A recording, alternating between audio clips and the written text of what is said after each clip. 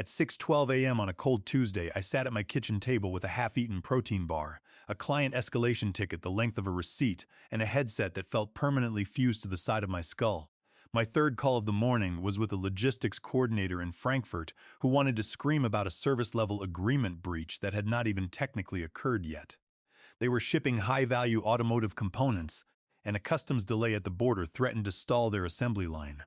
The client was furious because a customs clearance agent in Rotterdam had flagged a minor documentation mismatch in a commercial invoice.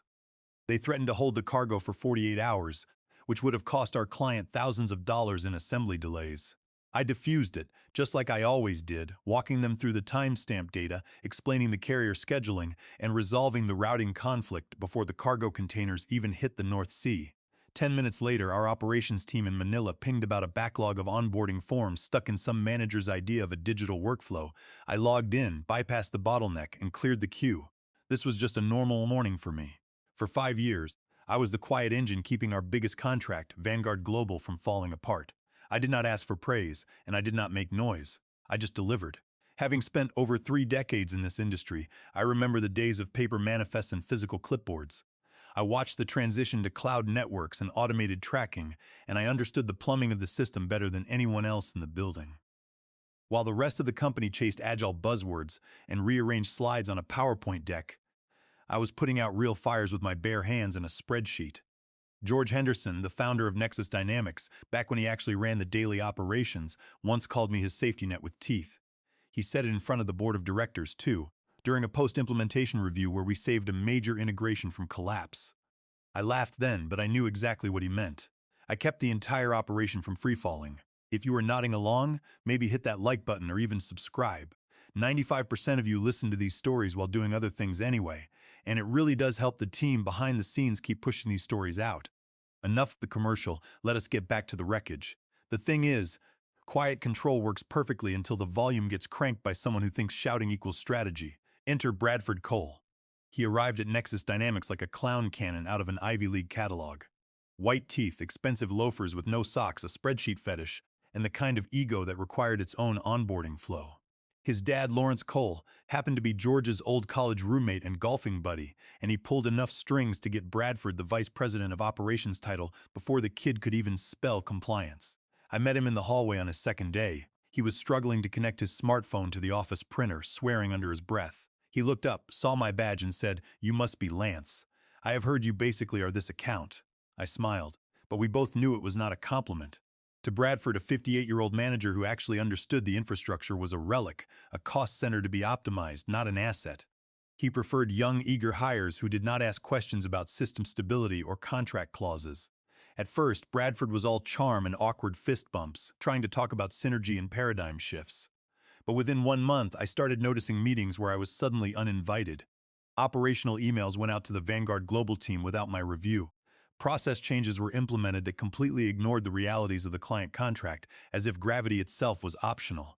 He would copy me on announcements that directly affected my team, then ghost me when I asked for clarification on the metrics. At one point, he called my operational workflow legacy clutter in a public company channel. I was not even tagged. I was just the punchline for his corporate theater. The worst part was that people actually started listening to him. He had the title, a sharp jawline, and a presentation deck with the word velocity in 42-point font. He wore confidence like a cheap cologne, and most of the executives, too tired or too distracted by the upcoming merger talks, let him spray it everywhere. Meanwhile, I was still doing the actual work, still managing the relationship, and still taking those early morning crisis calls from international ports.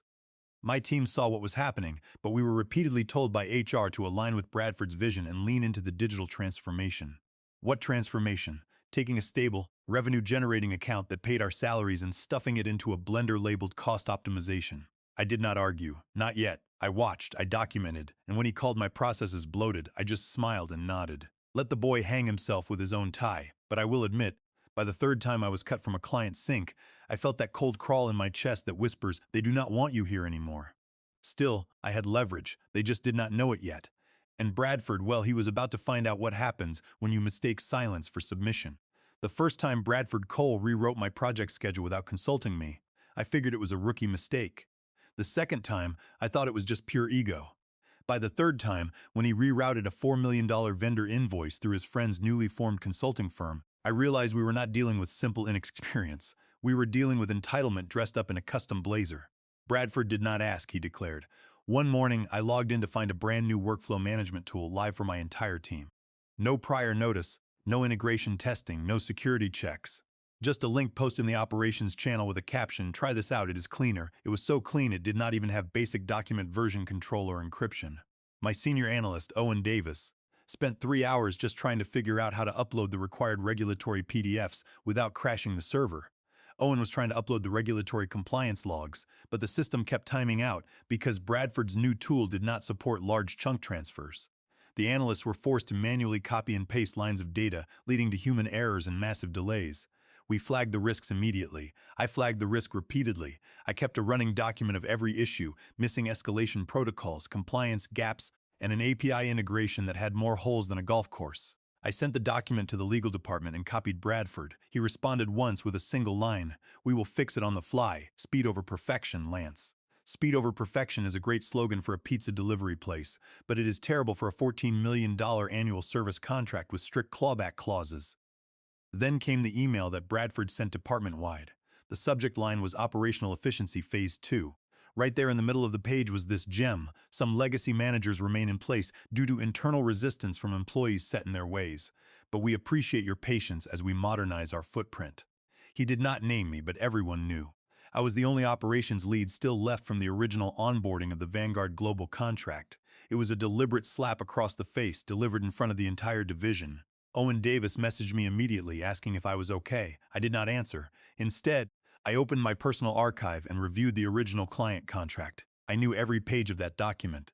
I had helped draft it back in April 2020, during the height of the pandemic chaos, when Vanguard Global was threatening to pull their business unless we locked down a dedicated escalation lead who understood their logistics network. I remember sitting in my kitchen, on a call with their head of risk management, Sylvia Vance. Her exact words were, "We need continuity, Lance, not just a position, but a person. If you leave, we leave." So we drafted the agreement. We included Section 6.4b, continuity of named personnel. It was a specific clause that tied the contract's continuation directly to my presence.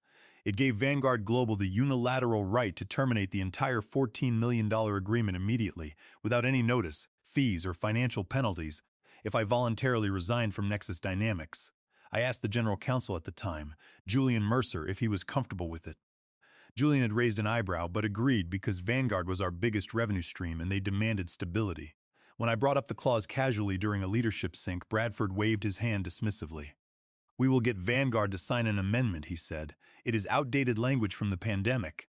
I asked if Julian Mercer had reviewed his new outsourcing plan. Bradford smiled and said, "Legal works for us. They will sign off on whatever we need." I did not laugh, though I wanted to. I just bookmarked Section 64B and sent a quiet email to Julian Mercer.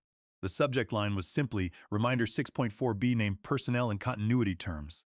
I attached the executed page with no commentary, just a timestamp. I also uploaded a backup copy to our secure legal repository, placing it in a folder we called the insurance cabinet. After that, the timeline accelerated. I was quietly removed from the weekly progress calls with Vanguard Global. Bradford sent a junior project manager in my place, a nervous kid who thought a service-level agreement was just a guideline. The client noticed immediately.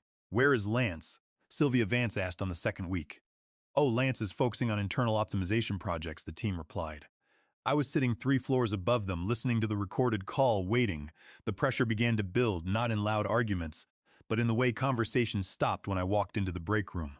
In the sudden calendar updates where my invitations disappeared. I was being erased from the company I had helped build, one meeting at a time. But you do not erase someone like me that easily. You do not spend 5 years building a system with your fingerprints on every database table just to get ghosted by a VP who thinks operational strategy is just a collection of charts. So, I stayed silent. I let them build their sandcastle. I let them move the pieces. I let them forget that the foundation of the entire contract had my signature on it in ink. I prepared my exit, knowing the exact weight of the lever I was holding.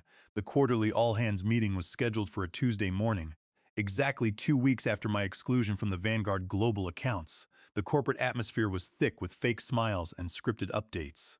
We all knew the routine, the family photo of corporate dysfunction where everyone pretends the founder's favorite is a genius. Before the call started, soft elevator music played through the speaker, a gentle soundtrack to the rising anxiety of the staff. There was a presentation from the product design team showcasing new mock-ups for our mobile application, which had nothing to do with the actual operational pipeline. The marketing slide decks were filled with animations that lagged on everyone's screens, adding to the general sense of a waste of time. I was slotted third on the agenda, right after the marketing team announced a new social media initiative that involved short-form video branding. My update was supposed to be a routine report on delivery metrics and escalation rates, the same data I had presented every quarter for 5 years. But this time, I was not just reporting numbers, I was documenting the fact that our contract performance was stable only because of the custom protocols my team had maintained. I had barely finished my third slide when Bradford Cole interrupted me. "Actually, Lance," he said, his voice dripping with condescension, "this will be your last presentation on these metrics. We are outsourcing the Vanguard Operations project effective next cycle to streamline our delivery pipeline," and then, before I could even open my mouth, he clicked the mute button. He disabled my presenter rights, freezing my camera feed and silencing my microphone in front of 137 colleagues, the board of directors, and our major investors. Every fiber of my corporate training screamed at me to maintain a neutral expression, but behind my eyes the fire was lit. You want to talk about professional humiliation? Try having your 5 years of dedication wiped clean like a dry erase board while your colleagues watch in silence. Try being silenced in real time by a manager who still needs help setting up his email signature. But Bradford did not know that you cannot mute the consequence of your own arrogance. I did not yell, and I did not try to type in the chat. I just stared directly into my webcam, letting the camera capture my calm, steady expression. I watched the screen for a moment, noticing Julian Mercer, the general counsel, sitting in his video square. He was leaning forward, his brow furrowed as he watched the interaction. He knew the contract terms, and I could see the sudden realization dawning on his face. I closed my laptop mid-call, leaving them to their slides and metrics. Let Bradford explain the rest of my report to the board. I walked out of the office, drove home, and started the final preparation for my departure. I went to my personal files and pulled up the original contract document, the one executed in April 2020. I reviewed the specific language of Section 6.4b once more. If Lance Miller voluntarily resigns his employment, Vanguard Global reserves the right to terminate this agreement immediately.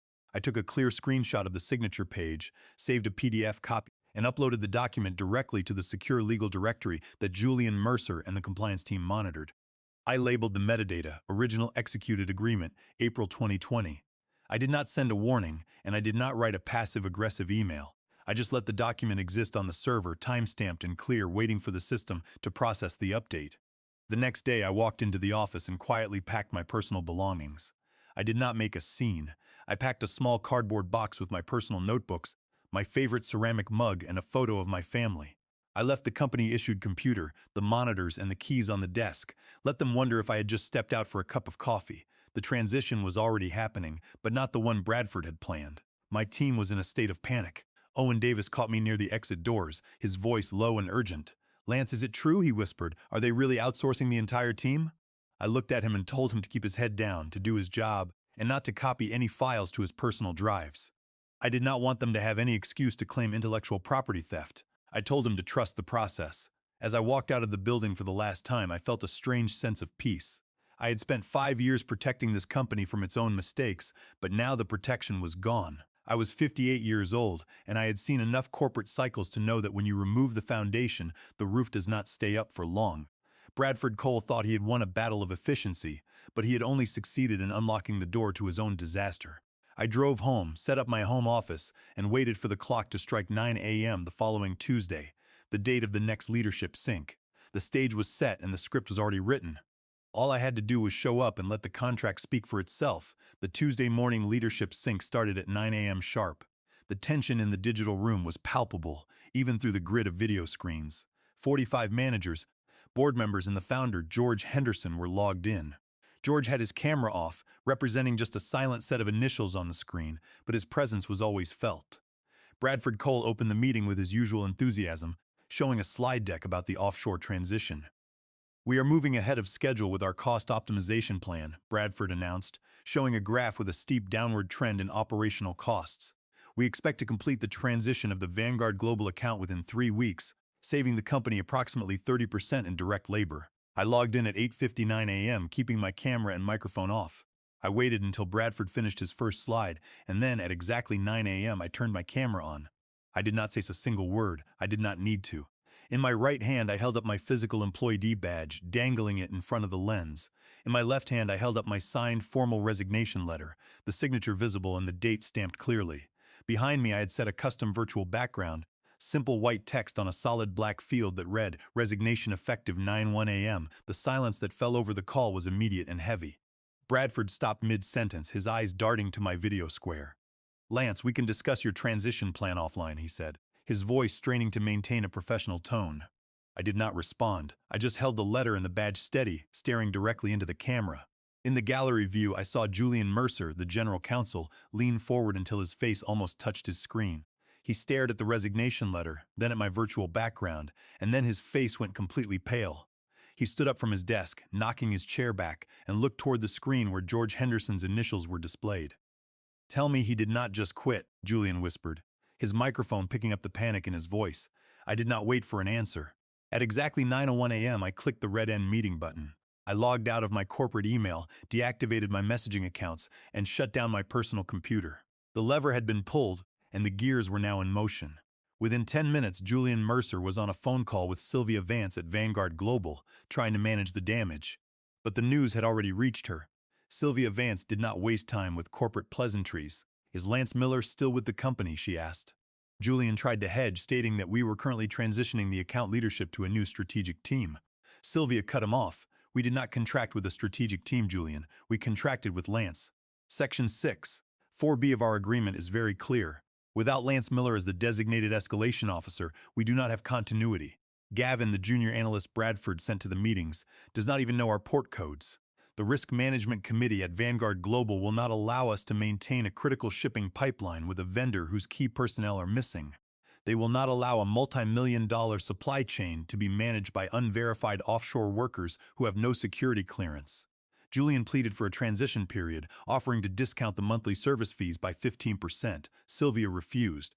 "We are invoking Section 64B immediately," she said. "I will have our legal team send the formal termination notice by the end of the day." The call ended, leaving Julian Mercer staring at a dead line. Inside Nexus Dynamics, the panic was spreading like wildfire.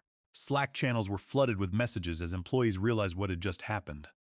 The Vanguard Global contract represented 45% of our division's revenue, and it had just vanished in a matter of minutes. Bradford Cole tried to downplay the situation, sending a message to the operations team, claiming that this was a planned transition and that we would recover the lost revenue through new acquisitions. But the board of directors was not buying it. One of our lead investors called George Henderson directly, demanding to know why the company's most stable contract had been allowed to collapse over an HR dispute. The M&A merger that George had been negotiating for 6 months was suddenly on hold, as the buyers demanded a full audit of our client retention metrics. The quiet engine had stopped running, and the entire machine was starting to shake. I sat in my kitchen, drinking a cup of coffee and listening to the quiet hum of the refrigerator. For 5 years, I had carried the stress of that contract, worrying about every shipment and every SLA. Now the stress was no longer mine. It belonged to the people who thought they could optimize me out of existence. I watched the rain fall outside, feeling a deep, quiet sense of relief. The corporate landscape is filled with people who think they can write contracts without reading them. But the law does not care about your PowerPoint slides. It only cares about the signatures on the page. Within 21 hours of my Zoom resignation, Vanguard Global sent their formal termination notice to the executive board of Nexus Dynamics. The email was short and precise, citing the immediate activation of Section 6.4B due to the voluntary resignation of Lance Miller. The largest client contract in the company's history, worth $14 million annually, was officially gone. The fallout was immediate. The board of directors called an emergency session, and the founder, George Henderson, was forced to log in from his home. The M&A deal, which would have valued the company at $85 million, was canceled by the buyer before the afternoon session. The buying company's chief financial officer sent a formal memo stating that the sudden loss of the Vanguard contract represented a material change in Nexus Dynamics' financial health. They could no longer justify the original valuation, and the negotiations were terminated immediately. The corporate Slack channels went completely silent. The motivational quotes and synergy updates disappeared, replaced by a tense, heavy quiet. Bradford Cole tried to schedule an emergency operations alignment meeting, but only 3 people showed up. The rest of the team was busy updating their resumes and contacting recruiters.